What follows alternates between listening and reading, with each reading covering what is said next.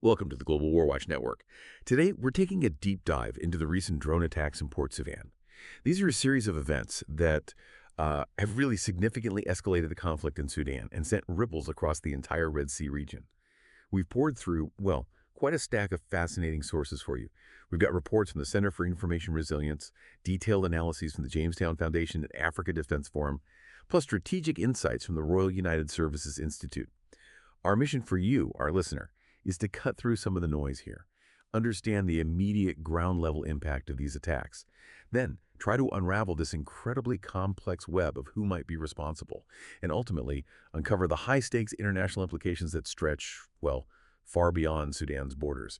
We think you'll find some genuinely surprising connections here, maybe some real aha moments. Absolutely. What's truly striking about these incidents is how a seemingly localized series of attacks can quickly illuminate the much larger, intricate picture of global power dynamics, the bigger game at play.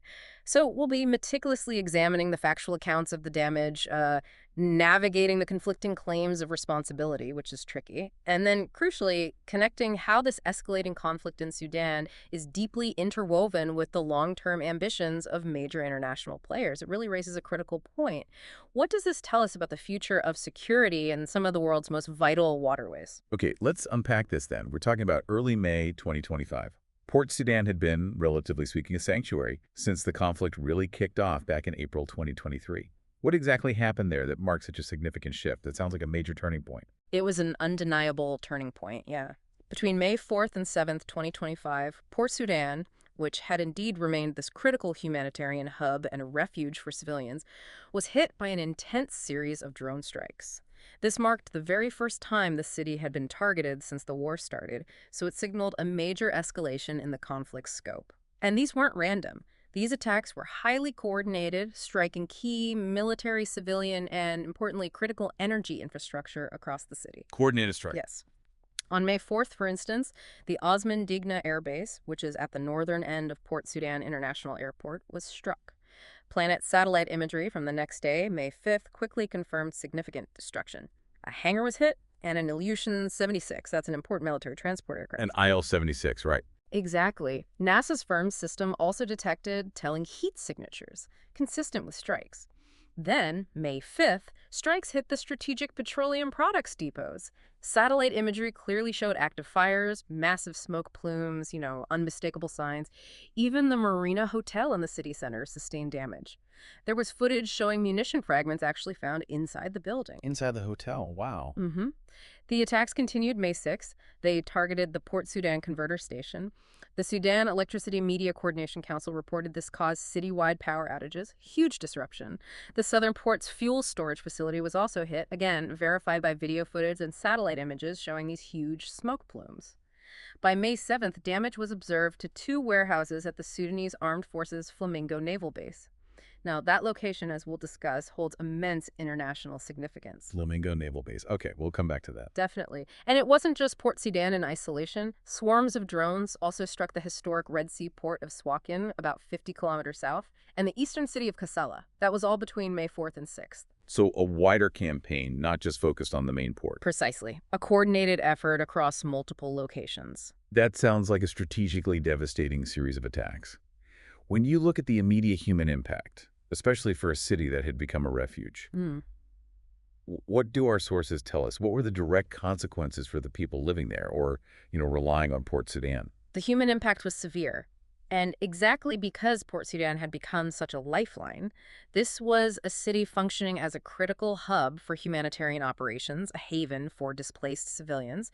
So the infrastructure damage immediately led to severe fuel shortages. That then drove up prices for pretty much everything. It led to critical shortages of food and clean water across government-held territory. The knock-on effects. Absolutely. That citywide power outage we mentioned, it immediately disrupted access to basic services like water, healthcare, communications. Just think about that. And perhaps most critically, the Port Sudan International Airport. It's a primary entry point for aid workers, vital medical supplies. It suffered heavy damage. Yeah, this halted all UN humanitarian air service flights. Canceled commercial flights, too. It effectively severed a crucial link for aid getting into the region. Now, while the Center for Information Resilience, CIR, didn't identify confirmed civilian casualties directly from the attacks themselves, Okay. the International Organization for Migration, IOM, reported 120 households displaced from just 2 neighborhoods, and thousands were reported to have fled the city altogether. It truly crippled the city's ability to function as any kind of safe zone. Right. It just shattered that sense of relative safety they had. Completely shattered it. This is where the picture gets really complicated, doesn't it? When you have an attack of this scale, this sophistication, the immediate urgent question is always, who did it? And our sources present, well, a deeply conflicting array of answers. What do they tell us about the different claims of responsibility? Who's pointing fingers where? Indeed, the attribution here is incredibly murky. You have several actors pointing fingers, and then some key sources remaining deliberately inconclusive, which is telling in itself. The Sudanese Armed Forces, the SAF, they were very quick to attribute the attacks to the Rapid Support Forces. The RSF General Abdel Fattah al-Burhan, the SF commander, publicly blamed the RSF. He even pledged to defeat them and, significantly, their supporters. Their supporters, that broadens it. Exactly. And Sudan's Security and Defense Council then went a significant step further on May 6th. They directly accused the United Arab Emirates, the UAE, of escalating the conflict. The accusation was that the UAE allegedly armed the RSF with advanced strategic weapons. Advanced strategic weapons, that's specific. Very specific. And as a direct result, Sudan officially designated the UAE an aggression state and severed diplomatic ties. They withdrew their embassy and consulates. Wow, severing diplomatic ties. That's a pretty extreme measure. It suggests they feel they have strong evidence, or at least very, very firm belief. Absolutely. It signals the depth of their conviction, or perhaps the depth of the perceived betrayal. But then, you look at the other side. RSF sources themselves openly confirmed their responsibility. Oh, they admitted it. They did. For the strikes on Port Sudan and also Kassala and oil depots in Kosti down in White Nile province, they framed it as a deliberate strategy, part of a plan to take the war directly at Port Sudan and the north of Sudan, areas previously, relatively untouched. So the RSF says, yes, it was us. The SAF says, yes, it was the RSF, helped by the UAE. Precisely. But then, despite these very clear claims and accusations flying back and forth, the Center for Information Resilience, CIR, the group doing the open source investigation, they maintained a neutral stance. They stated they could not confirm who was responsible for the attacks on Port Sudan. Interesting. So even with claims from both sides, the independent investigators couldn't verify. Right, which highlights just how difficult it is to truly nail down definitive attribution in this kind of messy conflict environment, maybe especially with drone warfare. However, some analysts do go further. Jalal Harsheri, for instance, suggests the UAE likely carried out every aspect of the Port Sudan attacks. That implies direct intervention, much more than just supplying arms. Direct UAE action, that's a huge claim. It is. And Sudan's ambassador to the UK, Babakir Alamin, echoed that sentiment. He described the conflict as turning from what many saw as a proxy war between Turkey and the UAE into an outright regional war. Why? Because of what he called the UAE's barely concealed direct intervention. So we have this whole spectrum: direct claims by the RSF, accusations against the UAE by the SF, neutrality from CIR, and then analysts pointing towards direct UAE involvement. A very murky picture. Extremely murky. That's a huge amount of contradictory information, all with powerful implications. Beyond the political finger-pointing, what about the physical evidence? Did the actual munition remnants, the debris, provide any clearer, more objective clues about who might have pulled the trigger? That's the crucial question, isn't it? What does the hardware tell us? And what's fascinating, maybe frustrating, is that the munition analysis also remains inconclusive. It just deepens the mystery. So, CIR identified fragments found inside the Marina Hotel. Remember that? Yeah, inside the hotel. They bear similarities to a Chinese-made GB-7, GB-50 guided bomb.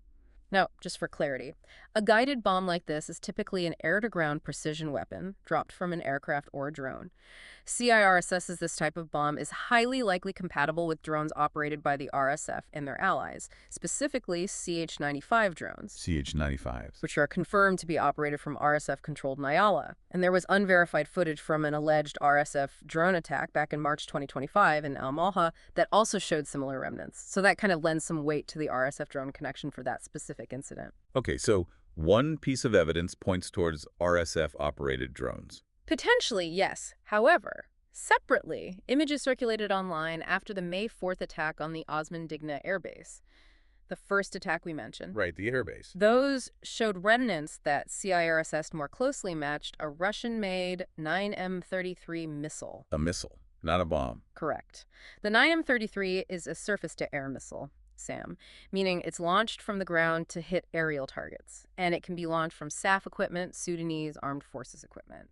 Ah, so that suggests... Well, if those particular remnants are authentic, it would suggest AF defense efforts were active. They might have been trying to shoot down incoming drones, maybe even successfully. So even the physical evidence presents this mixed picture. Okay. One piece suggests RSF attack drones, another suggests ASAF air defense. Exactly. It potentially indicates both offensive and defensive actions were happening simultaneously. It further complicates that already murky attribution picture. You just can't point definitively based on this alone.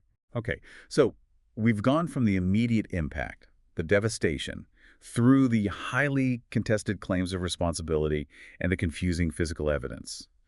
But what does this all signify for the broader geopolitical landscape? You mentioned Flamingo Bay earlier. Beyond the immediate conflict in Sudan, these attacks have really significant international implications, don't they? Especially, it seems, for Russia's long-standing ambitions in the Red Sea. Precisely. And this is where things get really interesting on a global scale. One of the most significant implications, maybe the most direct one, is that the Port Sudan attacks struck Flamingo Bay. That is the proposed site for a new Russian naval base. The exact site. Yes. This directly jeopardizes Russia's long-held plans for a significant naval facility right there on the Sudanese coast. This isn't a new idea. It's a project they've been pursuing for well over a decade. Back in November 2020, Russia and Sudan actually signed a 25-year agreement for a resupply facility in Port Sudan. Renewable in 10-year intervals. Big commitment. 25 years. Yeah. It was intended to host about 300 personnel, 4 naval units, and it was part of a broader Arms for Access agreement. That included Sudan's planned acquisition of Russian warplanes, like the Su-30 and Su-35 fighters. So access for weapons, a classic arrangement. A classic arrangement indeed. And Russia views a Red Sea presence as absolutely crucial for its great power status. It links to both its historical influence in the region and its current, much-talked-about pivot to the east strategy. Geographically, the Red Sea itself is just vital. You've got the proximity to the Bab el-Mandeb Strait, critical bottleneck for global oil markets. And of course, the Suez Canal, through which something like 10% of the world's entire sea traffic flows. Huge strategic importance. Immense. And a Port Sudan base would also strategically complement Russia's existing naval facility in Tartus, Syria. It gives them another foothold, reducing their long-term dependence on just that single point of presence in the Mediterranean Middle East region. Right. Spreads the risk, increases influence. And what's been Moscow's reaction to these attacks, given they targeted an area so critical to their own strategic interests? Well, officially, Moscow expressed deep concern over the bloody armed confrontation. They stated that carrying out attacks on civilian infrastructure is unacceptable. Which some might find a bit ironic, given. Yes. Given Russia's own actions in other conflicts, the statement strikes many observers as, let's say, somewhat ironic. But that was their public stance. The Russian embassy in Port Sudan did report its operations were unaffected. However, the United States didn't mince words on this. They issued a pretty stern warning. They stated that any country or individual involved in Russia's naval base plans in Sudan could face serious consequences, including sanctions. A direct warning from the U.S. A very direct warning. And the U.S. also went so far as to accuse Russia of supporting both sides in the Sudanese conflict, which just adds another layer of complexity, further muddying the waters. So Russia's ambitions clearly under threat, U.S. watching closely and issuing warnings.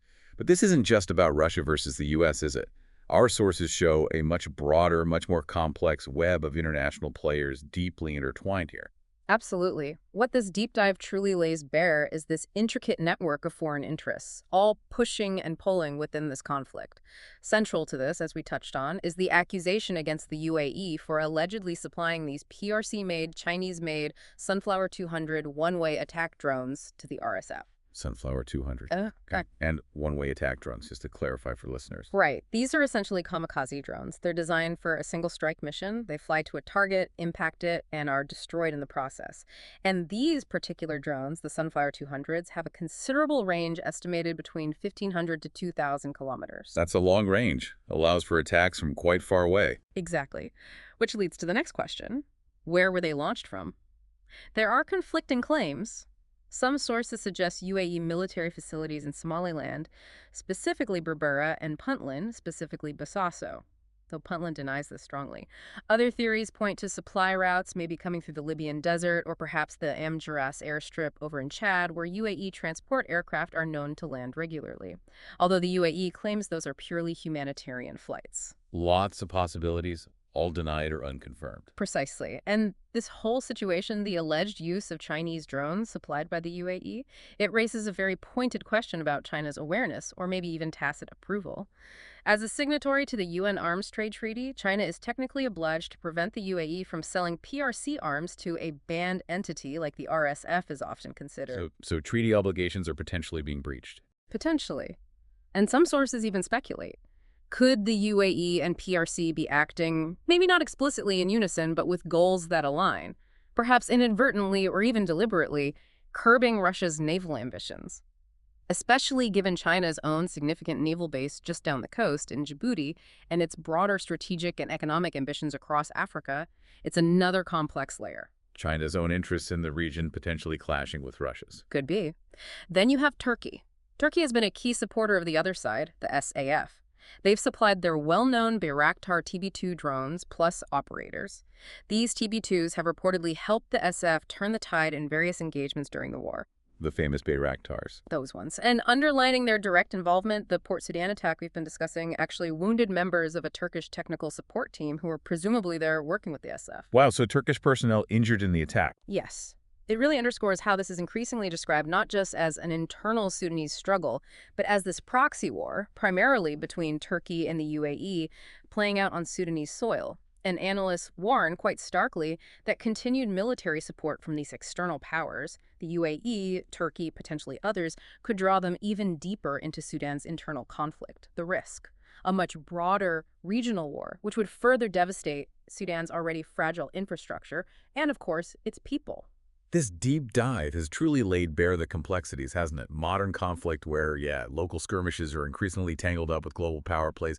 What really stands out to you, our listener, about how interwoven these geopolitical threads are becoming? For me, the insight is how this supposed proxy war between Turkey and the UAE might actually be, well, a multi-layered geopolitical maneuver.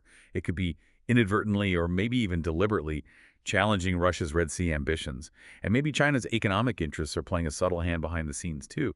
It's incredibly tangled. It is, and if we connect all this back to the bigger picture, these drone attacks in Port Sudan, they really underscore the profound fragility of stability in key global maritime corridors like the Red Sea, and they show the significant, often destabilizing impact of external intervention.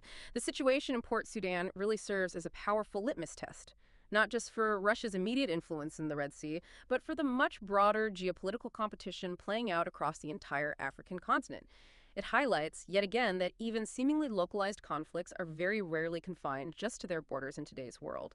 Right. And as those Port Sudan-based negotiations for Russia remain uncertain, and you still have the Yemen and Tigray wars persisting nearby, a critical question, I think, for all of us to consider is, where does Russia go from here? Will Russia emerge as an order builder trying to stabilize things for its own benefit? Or a disruptor, maybe stirring the pot? Or will it become merely a marginal player in this vital Red Sea region? And perhaps more importantly for you, the global citizen, what will any of those outcomes mean for the free flow of trade, for energy prices, for humanitarian aid in this absolutely vital part of the world? So much relies on stability there. That's the million-dollar question, isn't it? The ripple effects could be enormous. Indeed. Well, that's our deep dive into the Port Sudan drone attacks and their far-reaching implications.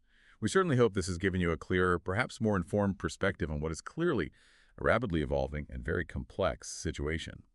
We encourage you to like, share, and subscribe to the Global WarWatch Network for more deep dives like this into critical global events. And please do put forward your thoughts in the comments section below. We genuinely love to hear your insights, your perspectives, and any questions you might have. Until next time, stay well informed.